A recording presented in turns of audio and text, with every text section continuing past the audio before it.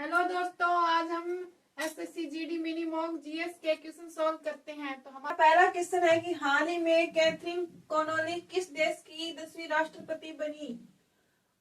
हमारा पहला ऑप्शन है आयरलैंड, दूसरा ऑप्शन है स्कॉटलैंड, तीसरा ऑप्शन है न्यूजीलैंड और चौथा ऑप्शन है कनाडा। तो हमारा सही आंसर होगा ए यानी आयरलैंड।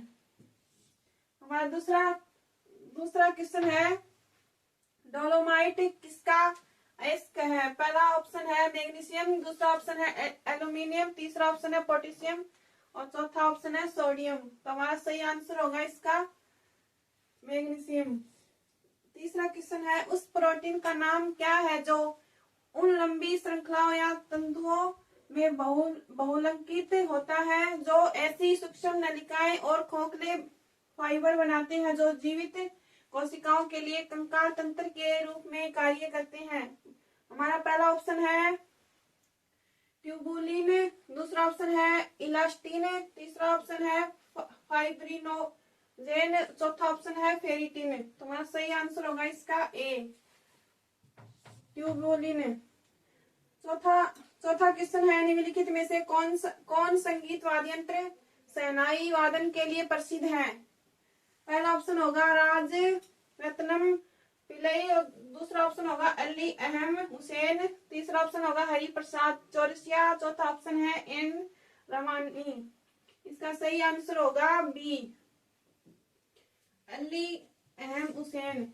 हमारा पांचवा क्वेश्चन है हाल ही में पूर्ण साक्षरता हासिल करने वाला भारत का दूसरा राज्य कौन सा बना। पहला ऑप्शन होगा केरल, दूसरा ऑप्शन होगा गोवा, तीसरा ऑप्शन होगा तमिलनाडु, चौथा ऑप्शन है कर्नाटक। इसमें सही आंसर होगा गोवा। हमारा छठा क्वेश्चन है कि 1971 में प्रथम पुरुष हॉकी विश्व कप की विजेता हॉकी टीम कौन सी थी। पहला ऑप्शन है स्पेन, दूसरा ऑप्शन है इंग्लैंड, तीसरा ऑप्शन है पाकिस्तान, चौथा ऑप्शन है भारत। इसका सही आंसर होगा पाकिस्तान यानी सी। हमारा सातवां क्वेश्चन है विधवा पुनर्विवाह संघ 1861 के संस्थापक थे। हमारा पहला ऑप्शन है महादेव गोविंद रानाडे, दूसरा ऑप्शन है केशव चंद्र सेन और तीसरा ऑप्शन है डॉक्टर आत्माराम पांडुरंग, चौथा ऑप्शन है देवेंद्र नाथ टैगोर। इसका सही आंसर होगा महादेव गोविंद रानाडे ए। और हमारा आठवां क्वेश्चन है भारतीय संविधान के अनुसार जीवन और व्यक्तिगत स्वतंत्रता का अधिकार है। पहला ऑप्शन होगा एक व्यक्ति का मौलिक अधिकार, दूसरा ऑप्शन होगा गैर परिवर्तनीय अधिकार, तीसरा ऑप्शन होगा राज्य का मौलिक अधिकार कर्तव्य, चौथा ऑप्शन होगा राज्य का नीति निर्देशक सिद्धांत। इसका सही आंसर होगा ए एक व्यक्ति का मौलिक अधिकार। हमारा अगला क्वेश्चन नौवां क्वेश्चन है कुतुब परिसर में एक भव्य प्रवेश द्वार अलाई दरवाजा किस सुल्तान ने बनवाया था। पहला ऑप्शन होगा इल्तुतमिश और दूसरा ऑप्शन है बलबन, तीसरा ऑप्शन है अलाउद्दीन खिलजी, चौथा है फिरोज शाह तुगलक। इसका सही आंसर होगा अलाउद्दीन खिलजी सी। अगला 10वां क्वेश्चन है कि 1996 में किस ब्रिटिश मिशन ने एक संविधान सभा और एक अंतरिम सरकार के गठन का प्रस्ताव रखा। पहला ऑप्शन है साइमन कमीशन, दूसरा है क्रिस्प मिशन, तीसरा है विवेल योजना, चौथा है कैबिनेट मिशन। तो इसका सही आंसर होगा डी कैबिनेट मिशन। हमारा 11वां क्वेश्चन है तमिलनाडु में कौन सा त्योहार तमिल नववर्ष का प्रतीक है और इसमें अनुष्ठानिक स्नान और मंदिरों के दर्शन शामिल हैं।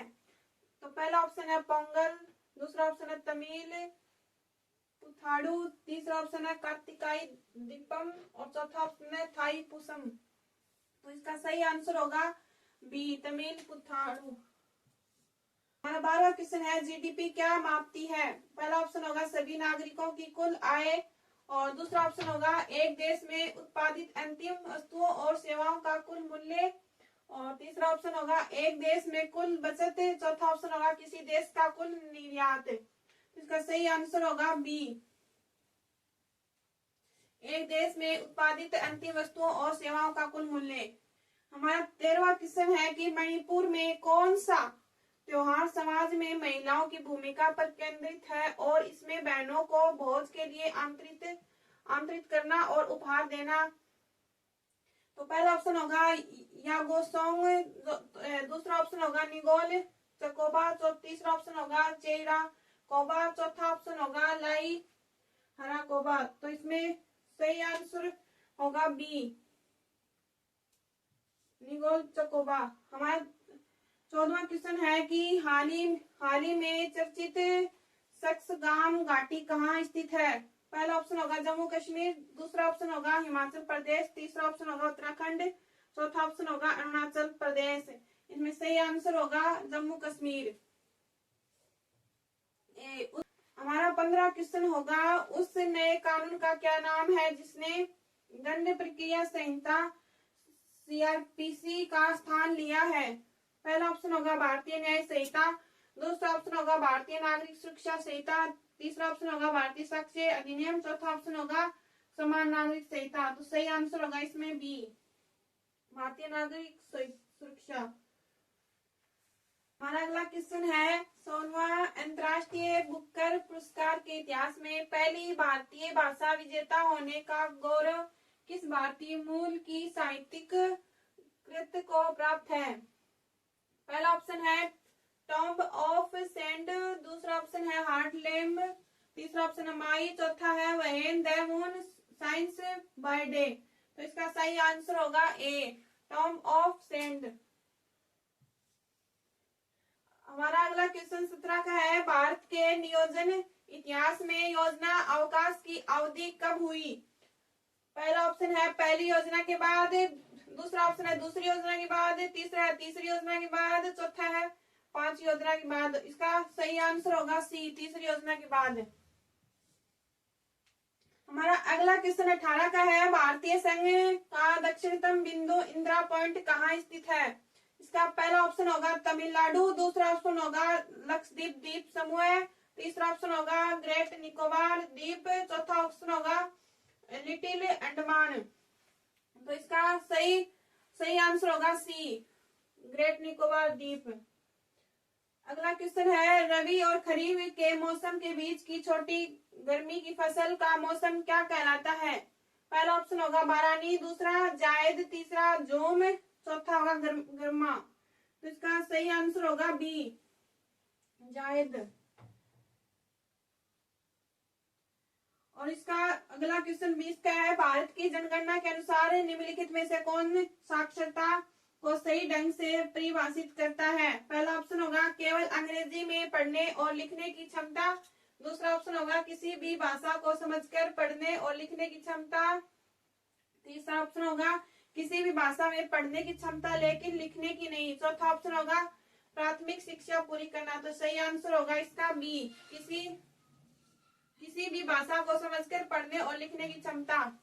धन्यवाद।